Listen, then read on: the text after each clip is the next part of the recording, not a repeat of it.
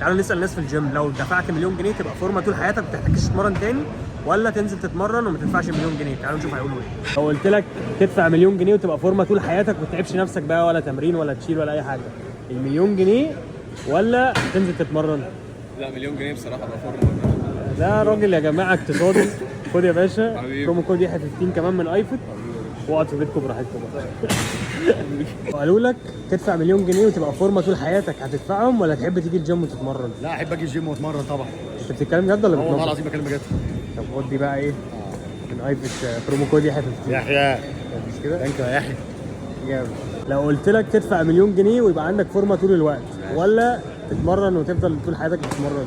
لا مليون جنيه ولا فورمه ولا اي حاجه عادي. برنس يا سلام عليك. خد دي خلاص من هنزل ايفوت الجيم كمان، بقى بيه. خد دي من ايفوت يحيى 15 كمان، واقعد في البيت براحتكم بقى. مش عارف هيحتاجهم في ايه بس والله بس ماشي. تدفع مليون جنيه وتبقى فورمه طول حياتك وما تتمرنش تاني، ولا تنزل تتمرن؟ لا انزل اتمرن طبعا. اشمعنى؟ هدفع المليون ولا هستفيد باي حاجه وافضل قاعد في البيت فعلا، بس انا اتمرن يبقى متعه التمرين راجل رياضي. خد برومو كود يحيى 15 على السبلمنتس كمان من ايفوت. بجد والله. يا سلام يا سلام. لو كمان مناسبه حلوه ليا. نجم.